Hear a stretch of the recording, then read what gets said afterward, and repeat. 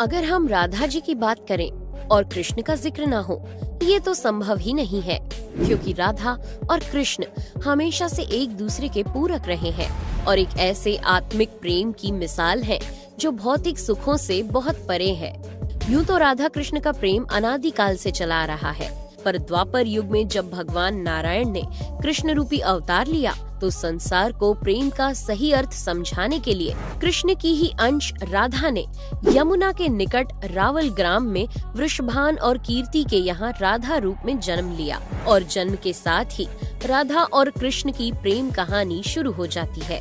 मगर दोस्तों, ऐसी क्या घटनाएं और स्थिति बन जाती है कि राधा को कृष्ण के विरह का सामना करना पड़ता है और कृष्ण क्यों अपनी प्रिय बांसुरी को तोड़ देते हैं? इन सब सवालों के जवाब हम इस वीडियो में जानेंगे। दोस्तों, कहा जाता है कि राधा जन्म से अंधी थी और स्वर्ग लोक से ये वचन लेकर ही पृथ्वी लोक आई थी कि जब श्री कृष्ण की प्रथम दृष्टि उन पर पड़ेगी तभी वो संपूर्ण जगत को देखेंगी, अन्यथा नहीं। तो देखा आपने कैसे शुरुआत से ही दोनों एक दूसरे से जुड़े रहे हैं। बचपन से ही कृष्ण अपनी लीलाओं और बांसुरी की मधुर धुन से पूरे बरसाना वासियों का मन मोहित करते रहते हैं और राधा और कृष्ण तो 8 साल की उम्र से ही अपने प्रेम का आनंद लेने लगे थे। श्री कृष्ण को अपने जीवन में राधा और बांसुरी दो ही सबसे प्रिय थे, जो आपस में एक दूसरे से गहराई से जुड़े थे। जब भी श्री कृष्ण बांसुरी बजाते, राधा उनके पास दौड़ी चली आती और घंटों बांसुरी की धुन में मग्न रहती, जो उनके प्रेम को और बढ़ाता गया।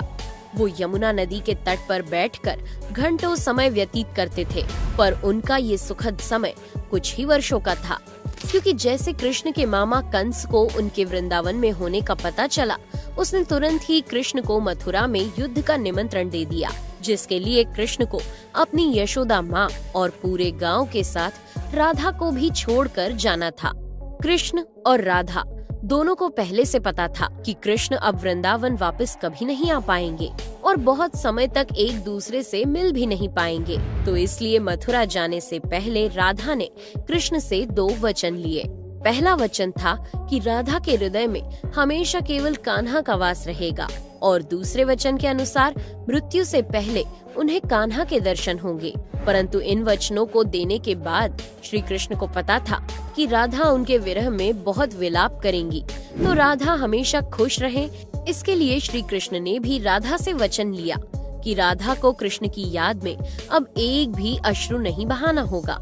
ये वचन लेने के बाद श्री कृष्ण मथुरा की ओर बढ़ जाते हैं और राधा वृंदावन में ही रह जाती है, जिसके बाद से राधा का वर्णन बहुत कम ही मिलता है।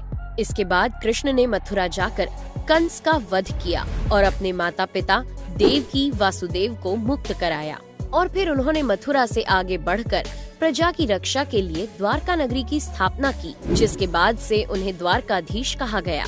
कृष्ण द्वारका में रुक्मिणी और सत्यभामा से भी विवाह करते हैं। साथ ही इनके अलावा भी कृष्ण की 16,108 रानियां थी, जिनमें से रुक्मिणी कृष्ण की सबसे प्रिय पत्नी थी। उन्होंने केवल कृष्ण की छवि को देखकर ही उन्हें अपने मन में बसा लिया था और कृष्ण से विवाह के लिए वो अपने भाई रुक्मी के विरुद्ध भी चली गई थी। प्रेम पत्र के माध्यम से कृष्ण को बुलाकर और कृष्ण के साथ भाग गई थी। फिर उन्होंने कृष्ण के साथ द्वारका नगरी में सुखपूर्वक अपना जीवन व्यतीत किया और कृष्ण भी अपने दैवीय कार्यों में लीन हो गए। दोस्तों, आजकल तो हम भौतिक विवाह को ही सच्चे प्रेम का माध्यम मानते हैं, पर राधा और कृष्ण तो एक ऐसी मिसाल है जिन्होंने तो कभी विवाह ही नहीं किया, केवल अपने मन और हृदय से एक दूसरे को प्रेम किया और उसी सच्चे प्रेम से एक दूसरे से हमेशा बंधे रहे। दोस्तों, राधा और कृष्ण के प्रेम की बहुत सी अलग अलग कथाएं हैं और उनमें से एक प्रचलित कहानी ये है कि श्री कृष्ण कभी कभी सोते ही राधे श्री राधे बोल पड़ते थे, जो श्री कृष्ण की रानियों को अच्छा नहीं लगता था। तो एक बार रुक्मिणी ने श्री कृष्ण से कहा कि हे प्रभु, प्रेम तो हम सब भी आपसे करते हैं, पर ऐसा राधा जी में क्या है जो आप सोते हुए भी उन्हें याद करते हैं? तो कृष्ण बोले, तुम एक बार राधा से मिलाओ, फिर तुम्हें खुद ही पता चल जाएगा और उनके लिए कुछ लेते हुए भी जाना। जिसके बाद रुक्मिणी राधा जी के लिए बहुत गर्म दूध ले जाती है और राधा के महल के द्वार पर पहुंचती हैं, जहां वो तेज और ओजवान स्त्री को खड़ा देखती हैं, तो उनसे पूछती हैं कि क्या आप ही राधा हो? तो वो कहती है, नहीं, मैं राधा नहीं, उनकी सेविका हूँ। राधा रानी तो 7 द्वार के अंदर मिलेंगी। तो रुक्मिणी जी 1-2 करके ऐसे सभी द्वारों को पार करती जाती हैं।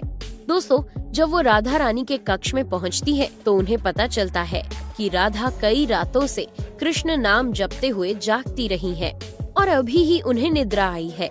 रुक्मिणी राधा की सखियों से कृष्ण द्वारा मिलने के लिए कहने के बारे में बताती है, तो उतने में ही राधा उठ जाती है और कहती है कि कृष्ण ने आज मुझसे मिलने के लिए किसी को भेजा है। रुक्मिणी आश्चर्यचकित हो जाती है।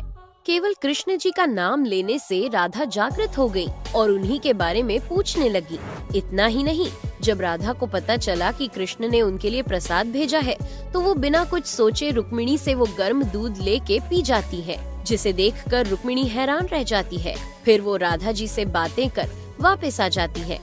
ये सब हो जाने के बाद जब रात्रि के समय रुक्मिणी श्री कृष्ण के पैर दबाती है, तो देखती है कि उनके पैरों में छाले पड़े हुए हैं, जिसे देखकर वो हैरान रह जाती है और पूछती है कि प्रभु, आप कहाँ पैदल गए थे जो आपके पैरों में छाले पड़ गए? तो श्री कृष्ण बोले, आपने गलती से राधा जी को गर्म दूध पिलाया था, जो राधा एक ही बार में पी गई थी, जिससे उनके हृदय में छाले पड़ गए हैं और उनके हृदय में हमेशा मेरे चरण कमल विराजमान रहते हैं, जिससे मेरे पैरों में भी छाले पड़ गए।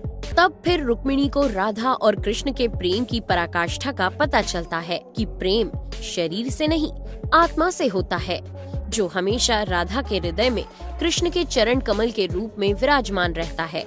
एक कथा में आता है कि ब्रह्मा जी ने पृथ्वी लोक आकर वृंदावन में पहले राधा और कृष्ण का विवाह करवाया था, पर इसके बारे में ज्यादा जानकारी नहीं है। राधा भी वृंदावन में कृष्ण की भक्ति के साथ अपना जीवन व्यतीत करने लगती है और कहा जाता है कि यादव पुत्र अभिमन्यु या आयन से उनका विवाह भी हो जाता है। पर अभिमन्यु को महर्षि दधीची का श्राप था कि अगर वो राधा को छुएगा तो भस्म हो जाएगा। इस प्रकार राधा विवाह के पश्चात भी कृष्ण के प्रेम से स्वतंत्रता पूर्वक जुड़ी रहती है। बहुत वर्षों बाद जब राधा अपना वैवाहिक जीवन बहुत अच्छे से निभा लेती है, वो समस्त जिम्मेदारियों से मुक्त हो जाती है, तो फिर वो कृष्ण के पास द्वारका आती है। द्वारका पहुंचने के पश्चात राधा और कृष्ण आपस में मौन रहते हुए मन की अभिव्यक्तियों से घंटों एक दूसरे से बातें करते रहे। कृष्ण के अलावा द्वारका में राधा को कोई पहचान भी नहीं पाया। फिर राधा कृष्ण के महल में निवास करने लगी और कृष्ण ने भी उन्हें महल में देविका के रूप में नियुक्त किया, जिससे राधा महल में काम करने के साथ साथ समय मिलने पर कृष्ण की भक्ति और उनसे प्रेम पूर्वक बातें कर सकती थी। परंतु कृष्ण तो अब अपने राजपाट व अन्य कार्यों में व्यस्त रहते थे। दूसरी ओर राधा अपने पुराने कृष्ण को ही याद करती थी, तो कृष्ण का पुराने दिनों जैसा साथ ना पाकर राधा का मन और अधिक व्याकुल रहने लगा और उन्हें डर सताने लगा कि कृष्ण की जो मनोहर छवि उनके हृदय में है वो कहीं धूमिल ना हो जाए। इसी डर से राधा ने चुपचाप तरीके से राजभवन और द्वारका नगरी भी छोड़ दी।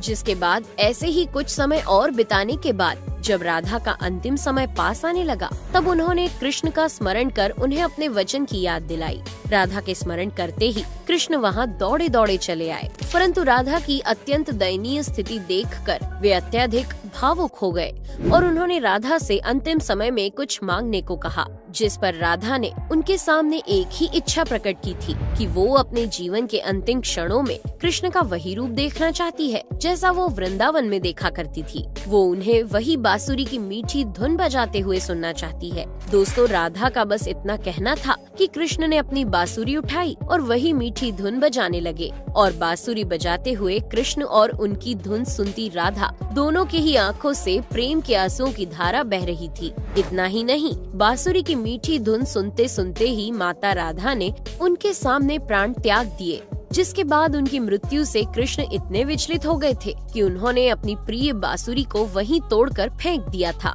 तो ऐसे राधा की मृत्यु के साथ ही कृष्ण ने बांसुरी से भी हमेशा के लिए मुख मोड़ लिया। क्योंकि बांसुरी और राधा का एक अद्भुत रिश्ता था। इसलिए राधा की मृत्यु के पश्चात कृष्ण ने अपने शेष जीवन में बांसुरी तो क्या किसी अन्य वाद्य यंत्र को हाथ भी नहीं लगाया। दोस्तों, राधा और कृष्ण की प्रेम कहानी के लिए कहा भी जाता है, एक प्राण दो देही, राधा संग स्नेही, जिनके शरीर बस अलग थे और आत्मा एक ही थी। तो दोस्तों, कैसा लगा आपको हमारा आज का ये वीडियो, हमें कमेंट करके जरूर बताइए और जाते जाते चैनल को सब्सक्राइब जरूर कर दीजिएगा। Thanks for watching.